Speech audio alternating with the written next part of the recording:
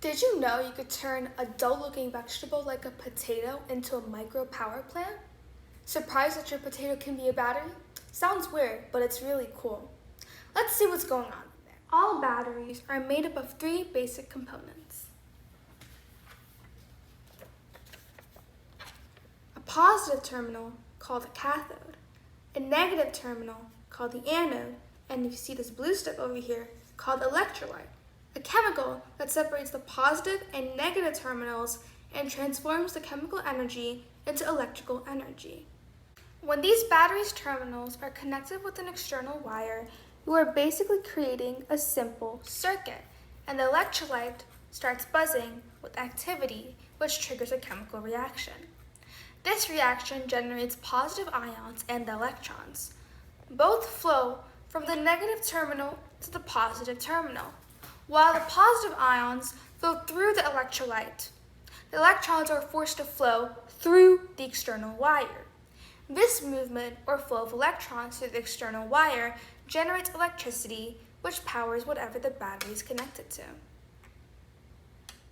Then how does a potato produce electricity like a battery does? Remember, we said an alkaline battery had three basic components: a positive terminal, electrolyte, and a negative terminal. Well, a potato acts as one of those three basic components of a battery, the electrolyte. Now, let's make a potato battery to see for ourselves. All you're going to need is 2 potatoes, 3 copper pennies or small copper sheets, such as this one, 3 zinc-plated nails or zinc-plated washers, or small zinc-plated sheets, such as this one, 4 pieces of wire with alligator clip leads, and an LED light or an electronic clock to test the battery you have created. So, first let's cut the potatoes into halves.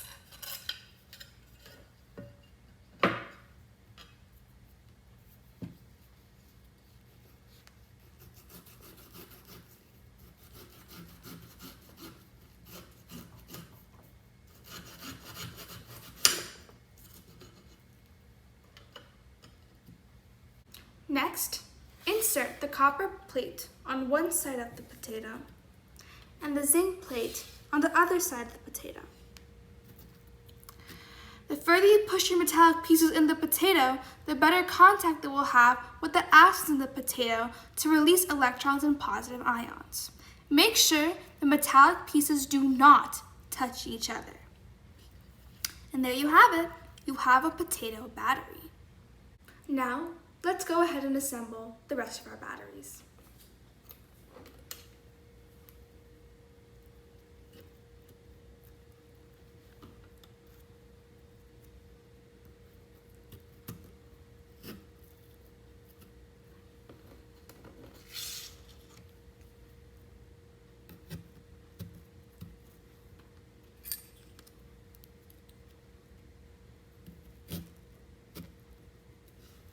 There you have it. To check how much electricity your potato battery is generating, you can do so with the help of a multimeter. Adjust the range selection on your multimeter to 20 volts. And connect the red lead to the copper plate or cathode and the black lead to the zinc plate or the anode, and wait until it stabilizes.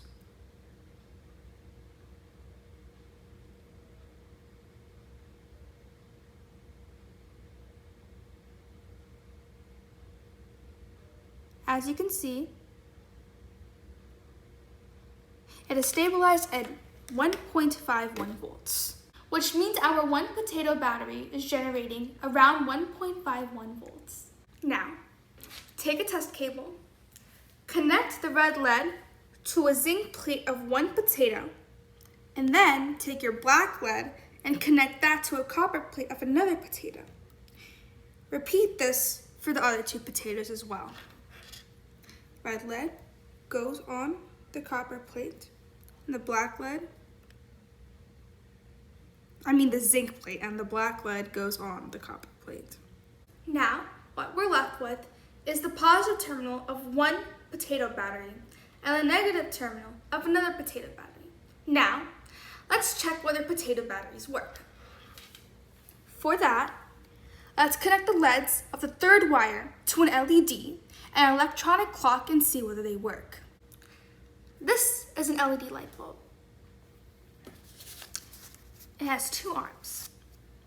The slightly longer arm of an LED is the anode, and the shorter arm indicates the cathode. Let's attach this LED with the LEDs of the wire and connect it similarly to the other two potato batteries, with the red LED to the zinc plate and the black LED to the copper plate to complete the circuit. Look at that LED glow. Isn't that great? The electrons from the potato battery are moving through the external wire as soon as the circuit is completed, generating electricity and powering whatever the battery is connected to, which in this case is the LED bulb. If we switch the light off, we will see the LED light glowing better.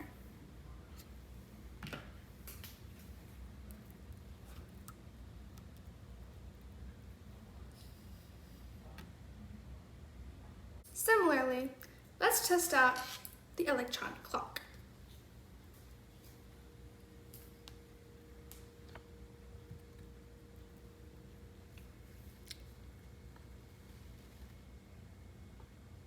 Would you look at that go? Isn't that cool? Who would have thought we could use a potato to make our own battery at home? Thanks for watching. Can you think of new ways to produce alternative sources of energy? Go explore.